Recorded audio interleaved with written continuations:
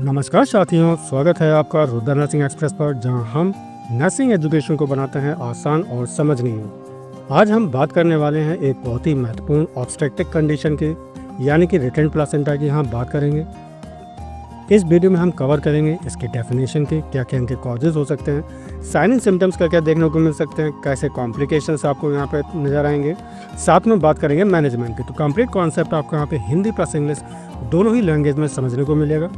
अगर आपको ये वीडियो पसंद आए तो उसे लाइक करें और हमारे चैनल को सब्सक्राइब करना ना भूलें, ताकि नर्सिंग से जुड़ी हर नई जानकारी सबसे पहले आप तक पहुंच सके। वीडियो का पीडीएफ आपको अगर डाउनलोड करना चाहते हैं तो आप हमें टेलीग्राम चैनल पर फॉलो कर लें, तो उसका लिंक आपको डिस्क्रिप्शन बॉक्स में मिल जाएगा। तो चलिए टॉपिक को शुरू करते हैं और जानते हैं रिटेंड प्लासेंटा के बारे में। बेटा, सबसे पहले हम बात करेंगे इसकी डेफिनेशन की।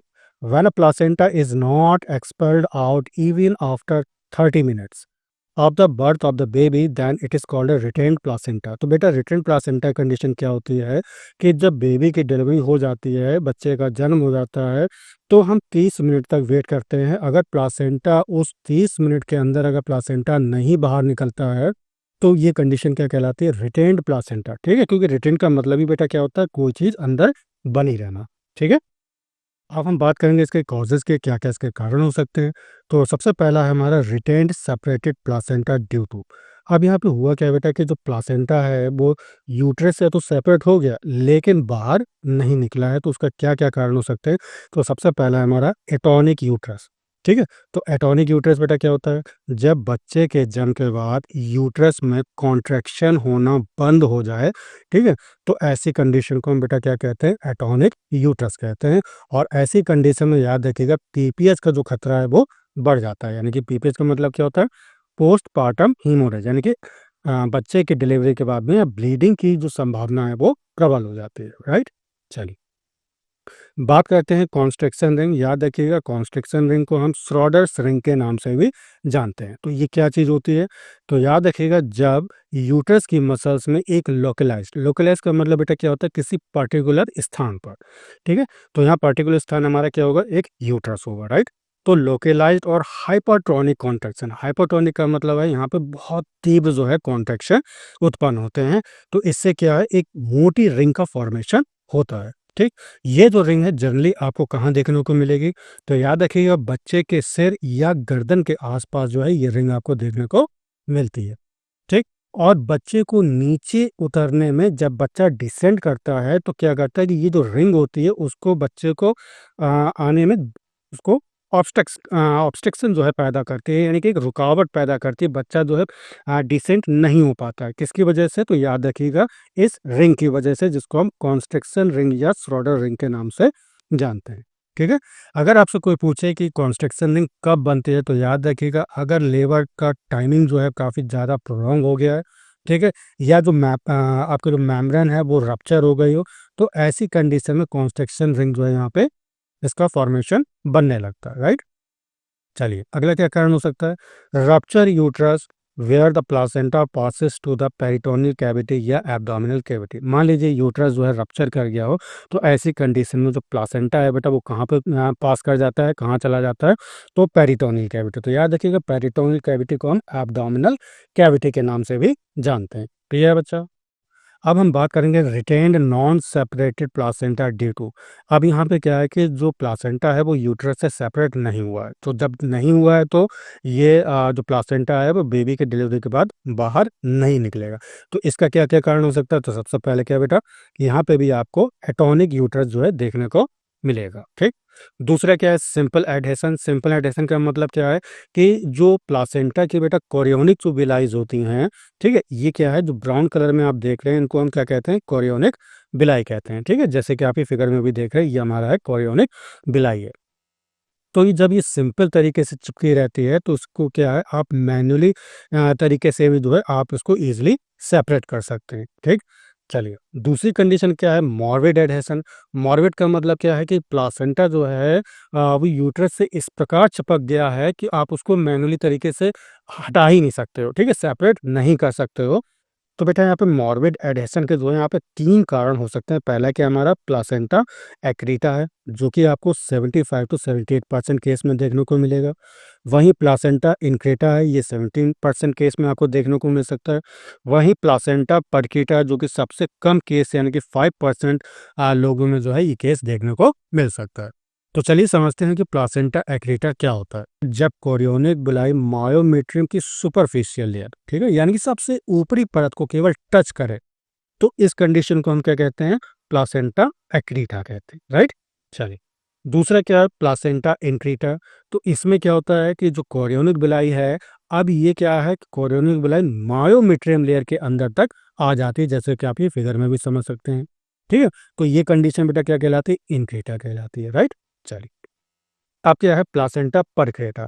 तो इसमें क्या होता है कि ये जो हमारी कोरियोनिक बिलाई होती है प्लासेंटा की, तो ये मायोमेट्रियम को भी क्रॉस कर जाती है, साथ में जो सिरोसा लेयर होती है जिसको बेटा हम सबसे यूट्रस की आउटर लेयर भी कहते हैं, इसका दूसरा नाम बेटा क्या होगा, पेरिटोनियम लेयर होगा। तो ये वहां तक जो है पेरिटोनियम लेयर को भी जो है क्रॉस कर जाती है। तो ये कंडीशन जो है क्या बेटा कहलाती है, प्लासेंटा परक्रेटा कहलाती है, राइट बच्चा। तो आशा करता हूं कि आपको एक्रीटा, इनक्रीटा और परक्रीटा के बारे में अच्छी तरह से समझ आ गया होगा। चलिए बेटा बात करते हैं साइन एंड सिम्टम्स के। तो साइन एंड सिम्टम्स को याद कैसे करेंगे, यहाँ मैंने एक निमोनिक बनाई है पोस्ट, PUSHED, ठीक है। तो सबसे पहले क्या है, पी का मतलब क्या होता है बेटा, पोस्टपार्टम ब्लीडिंग, ठीक है। यानी कि यहाँ पे आफ्टर डिलीवरी के बाद में जो है काफ़ी आपको ब्लीडिंग देखने को मिलेगी, ठीक है। और याद रखिएगा जो ब्लीडिंग होती है ये आपको काफ़ी लंबे समय तक हो सकती है या बहुत ज़्यादा हैवी आपको ब्लीडिंग हो सकती है, राइट। चलिए अगला क्या है, यू। तो यू का मतलब क्या होगा हमारा, यूट्रस फेज ब्लॉगी और डज नॉट कॉन्ट्रैक्ट प्रॉपरली, ठीक है। बॉगी का मतलब बेटा क्या होता है, सॉफ्टनेस। क्योंकि हम जानते हैं कि जब यूट्रस में कॉन्ट्रैक्शन पैदा होते हैं तो यूट्रस हमारी कैसी हो जाती है, एकदम बॉल की तरह हार्ड हो जाती है। क्योंकि हम बेटा कॉन्ट्रैक्शन प्रॉपरली नहीं हो रहे हैं, तो यूट्रस कैसा होगा, कैसा महसूस होगा, बॉगी टाइप में महसूस होगा। बॉगी का मतलब बेटा क्या होता है, ढीला या बिल्कुल सॉफ्ट, राइट। चलिए अगला क्या हमारा, एस का मतलब क्या हुआ, शॉक। तो यहाँ पे शॉक कंडीशन भी आपको देखने को मिलेगी। शॉक का मतलब बेटा क्या होता है, काफ़ी ज़्यादा जो है ब्लीडिंग हो जाती है। तो ऐसी कंडीशन में हार्ट जो है हमारा, ठीक है, पर्याप्त मात्रा में अदर ऑर्गन्स को ब्लड सप्लाई नहीं कर पाता है, राइट। चलिए अगला है हमारा एच। तो एच का मतलब क्या होगा, हीमोरेज, ठीक है। तो हीमोरेज का मतलब क्या है, ब्लीडिंग होना। तो परसिस्ट आफ्टर बेबी डिलीवरी, तो यहाँ पे बेबी के डिलीवरी के बाद भी जो है आपको ब्लीडिंग देखने को मिलेगी, राइट। चलिए तो ई का मतलब यहाँ पे क्या होगा, expulsion of placenta face with in 30 minutes. यहाँ पे 30 मिनट्स हो जाते हैं, 30 मिनट तक हम वेट करते हैं, लेकिन तब भी जो है प्लासेंटा बाहर नहीं निकलता है, राइट। चलिए डी का मतलब क्या है, डिस्ट्रेस। यानी कि पेशेंट को जो है पेशेंट का जो लोअर एब्डोमिनल एरिया होता है वहाँ पे आपको पेन देखने को मिलेगा, उसको जो है वहाँ पे पीड़ा हो सकती है, दिक्कत हो सकती है, राइट। चलिए अब हम बात करेंगे डायग्नोसिस के, कैसे जो हम लोग रिटेन प्लासेंटा को कंफर्मेशन दे सकते हैं। तो सबसे पहले क्या हमारा क्लिनिकल ऑब्जर्वेशन, यहाँ पे आपको ऑब्जर्वेशन करना है, ठीक है। तो placenta not delivered with in 30 minute, अगर 30 मिनट के भीतर प्लासेंटा बाहर नहीं निकला तो ये कंडीशन बेटा किसको शो करेगी, रिटेन्ड प्लासेंटा को शो करेगी, ठीक। अच्छा दूसरा क्या हमारा अल्ट्रासाउंड के द्वारा, तो डिटेक्ट्स रिटेन प्लासेंटल फ्रेगमेंट। यहाँ पे क्या है, अल्ट्रासाउंड की सहायता से हम ये चेक कर सकते हैं कि प्लासेंटा के कोई टुकड़े तो नहीं अंदर रह गए हैं, ठीक। चलिए अगला क्या है, मैनुअल एग्जामिनेशन, ठीक है। तो इसमें क्या है, if bleeding continuous but placenta not visible. तो मैनुअल एग्जामिनेशन कैसे करते हैं कि अगर ब्लीडिंग प्रॉपर तरीके से कंटिन्यू होती जा रही है, होती जा रही है और प्लासेंटा नज़र नहीं आ रहा है, तब ये कंडीशन रिटेन प्लासेंटा को दर्शाएगा, राइट। चलिए बच्चा बात करते हैं कॉम्प्लिकेशंस की। अगर प्रॉपर तरीके से उसका ट्रीटमेंट ना किया जाए तो आगे चल के जो है आपको क्या क्या जटिलताएं जो है देखने को मिल सकती है। तो कॉम्प्लिकेशन में आपको निमोनिक याद रखना है बेटा, हिस, ठीक है, हिस, HISS। तो एच का मतलब बेटा यहाँ पे क्या होगा, हीमोरेज, जैसे मैंने भी आपको बताया था, ठीक है। आफ्टर बेबी की डिलीवरी के बाद में जो है ब्लीडिंग यहाँ पे देखने को मिलेगी, ठीक है। आई का मतलब क्या है, इन्फेक्शन, ठीक। तो इन्फेक्शन में आपको यहाँ पे इंडोमेट्राइटिस यानी जो इंडोमेट्रियम लेयर है उसमें इन्फेक्शन देखने को मिल सकता है, ठीक। चलिए एस का मतलब बेटा क्या है, शॉक। जैसे मैंने अभी आपको बताया था कि ज़्यादा मात्रा में जब ब्लीडिंग हो जाती है तो पेशेंट शॉक में भी जा सकता है। अगला क्या है एस, तो एस का मतलब क्या होता है सब इन्वोल्यूशन ऑफ यूट्रस, यानी कि इसका मतलब क्या होता है कि जो हमारा यूट्रस होता है, ठीक है, उसको नॉर्मल साइज में आने में काफ़ी ज़्यादा टाइम लग जाता है, ठीक है। तो इस कंडीशन को क्या कहते हैं, सब इन्वोल्यूशन कहते हैं, राइट। चलिए बेटा बात करते हैं मैनेजमेंट की। तो सबसे पहले हम इनिशियल मैनेजमेंट की बात करते हैं, ठीक है। तो इनिशियल मैनेजमेंट याद रखिएगा ये कंजर्वेटिव टाइप का होता है, ठीक। कंजर्वेटिव का मतलब क्या होता है कि संरक्षित है, यानी कि ये आपको करना तो है, करना ही है, राइट। चलिए तो सबसे पहले हम क्या करेंगे इसमें, कंट्रोल्ड कॉर्ड ट्रैक्शन, ठीक है। तो कंट्रोल कॉर्ड ट्रैक्शन जिसको हम शॉर्ट में सीसीटी कहते हैं, ठीक है। तो gate gently pulling on the umbilical cord while simultaneously applying counter pressure on the uterus to help separate deliver of the placenta, ठीक है। बेटा इसमें क्या होता है कि काउंटर कोड ट्रैक्शन में क्या होता है कि जब प्लासेंटा को हमें निकालना होता है बाहर की तरफ, ठीक है, तो जैसे कि आप ये देख रहे हैं कि एक हाथ से क्या हमने प्लासेंटा को पकड़ा है और दूसरे हाथ से क्या कर रहे हैं कि यूट्रस को हम क्या कर रहे हैं, प्रेशर डाल रहे हैं, ठीक है। और याद रखिएगा जो ये फोर्स होते हैं वो एक दूसरे के अपोजिट होते हैं, काउंटर उसको हम क्या कहते हैं बेटा, काउंटर प्रेशर कहते हैं, ठीक।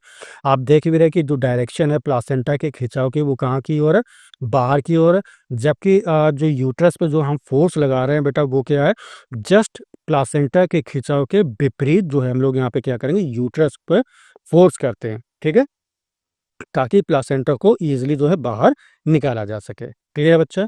तो इसी को हम क्या कहते हैं, कंट्रोल कॉर्ड ट्रैक्शन कहते हैं, राइट। अगले हमारे यूटेरोटॉनिक मेडिकेशंस, तो जैसे कि ऑक्सीटोसिन हो गया और दूसरे मेडिकेशंस हैं जैसे कि एर्गोमेट्रिन है, can be administer to stimulate uterine contraction aiding in placenta expulsion, ठीक है। क्या कहना चाहता है कि जैसे हम जानते हैं कि बेटा जो हमारा ऑक्सीटोसिन होता है या एर्गोमेट्रिन है, तो इसको हम क्यों देते हैं, जिससे कि यूट्रस में पर्याप्त मात्रा में कॉन्ट्रैक्शन जो है स्टिमुलेट किया जा सके, उत्पन्न किया जा सके, ताकि प्लासेंटा जो है एक्सपल आउट हो सके, राइट। चलिए अगला हमारा पॉइंट है एक्सटर्नल यूट्राइन मसाज, ठीक है। तो applying pressure to the abdomen to massage the uterus can also encourage contraction and placental delivery, ठीक है। कहने क्या चाहता है कि गर्भाशय की मालिश करने के लिए पेट पर जो है हम लोग क्या करते हैं, दबाव डालते हैं, तो इससे संकुचन और प्लासेंटा की जो डिलीवरी होती है वो काफ़ी बढ़ जाती है, ठीक है। चलिए अगला है मैनुअल रिमूवल ऑफ प्लासेंटा जिसको हम शॉर्ट में एमरॉप कहते हैं, ठीक है। तो कब ज़रूरत पड़ती है, तो मैनुअल रिमूवल ऑफ प्लासेंटा की कब ज़रूरत पड़ेगी, तो याद रखिएगा, if the placental remains retained after a reasonable period and or if there is significant bleeding, manual removal is typically performed। तो कब करना है, तब करेंगे जब पहली कंडीशन क्या मैंने बताई थी, रिटेन प्लासेंटा, यानी कि 30 मिनट हो गए हैं, ठीक है, लेकिन अभी भी जो है प्लासेंटा बाहर नहीं निकला है या बहुत ज़्यादा मात्रा में ब्लीडिंग हो रही है, तो ऐसी कंडीशन में बेटा क्या है, हमें मैनुअल रिमूवल ऑफ प्लासेंटा करना पड़ता है, यानी कि हाथ के द्वारा जो हम लोग प्लासेंटा को रिमूव करेंगे, राइट। चल अब हम बात करेंगे बेटा प्रोसीजर की, तो कैसे जो है manual removal of placenta perform करते हैं, ठीक है। तो ये हेल्थ केयर प्रोवाइडर जैसे आपके नर्स हो गए या प्रशिक्षित दाई हो गई, ठीक, provide insert a hand into the uterus to detach the placenta from the uterine wall then remove its, ठीक है। तो इसमें कोई भी स्वास्थ्य सेवा प्रदाता गर्भाशय की दीवार से प्लासेंटा को अलग करने के लिए, ठीक है, यूटरस में हाथ डालता है और फिर उसे बाहर निकाल लेगा, ठीक है। चलिए बात करते हैं एनेस्थीसिया की, ठीक। तो MROP is usually performed under regional और general anaesthesia to minimise pain, ठीक है। तो याद रखिएगा चूंकि हम यहाँ पे मैनुअली तरीके से जो है प्लासेंटा को बाहर निकाल रहे हैं, तो ऐसे कंडीशन में पेशेंट को काफ़ी दिक्कत भी होगी, उसको दर्द भी होगी, ठीक है। तो इसके लिए हम क्या करेंगे, एनेस्थीसिया का यूज़ करेंगे, जो कि जनरली हम लोग कैसे लगाते हैं, या तो आपको रीजनल होगा यानी कि स्पाइनल या एपिड्यूरल के थ्रू जो है एनेस्थीसिया इंसर्ट करते हैं, या जनरल एनेस्थीसिया होगा हमारा, ठीक है। चलिए अगला है पोटेंशियल कॉम्प्लिकेशन। तो पोटेंशियल का मतलब बेटा क्या होता है, संभावित, ठीक है। क्या क्या संभावित कॉम्प्लिकेशंस होंगे यहाँ पे, तो while MROP is a common procedure it can carry risk like infection, haemorrhage and uterine perforation. हालांकि हम लोग जानते हैं कि बेटा जो एमरॉप होता है ये कॉमन प्रोसीजर है, लेकिन इसमें होता क्या है, थोड़ा सा रिस्क भी हो जाता है। अब वो क्या क्या रिस्क है, जैसे कि इन्फेक्शन देखने को बेटा यहाँ मिल सकता है, ठीक है, ब्लीडिंग देखने को आपको मिल सकता है, यूट्रिन में जो है जो यूट्रस है उसमें छेद भी हो सकता है, ठीक है। तो ये कुछ कॉम्प्लिकेशंस हैं एमरॉप से रिलेटेड, राइट, तो इनको याद रखिएगा। चलिए अदर कंसिडरेशंस, हम अदर क्या जो है क्या क्या मैनेजमेंट कर सकते हैं, क्या क्या परफॉर्म कर सकते हैं। तो सबसे पहले क्या है, प्रोफाइलैक्टिक एंटीबायोटिक। जैसे कि मैंने भी आपको बताया था कि इसमें इन्फेक्शन का खतरा जो है ज़्यादा रह सकता है, ठीक है। तो उसको कम करने के लिए या ख़त्म करने के लिए हम लोग प्रोफाइलैक्टिक एंटीबायोटिक्स का यूज़ करेंगे, ठीक। तो in some cases prophylactic antibiotics may be administered to reduce the risk of infection specially after MROP. क्योंकि हमने एमरॉप कर लिया है, ठीक है, मैनुअली जो है प्लासेंटा को रिमूव कर लिया है, ठीक है। तो करने के बाद में इन्फेक्शन फैलने का बेटा डर रहेगा, काफ़ी ज़्यादा यहाँ पे चांसेस रह सकते हैं। तो ऐसे में हम बेटा क्या है, प्रोफाइलैक्टिक एंटीबायोटिक पेशेंट को देंगे, राइट। चलिए नेक्स्ट क्या है, blood transfusion in case of significant haemorrhage.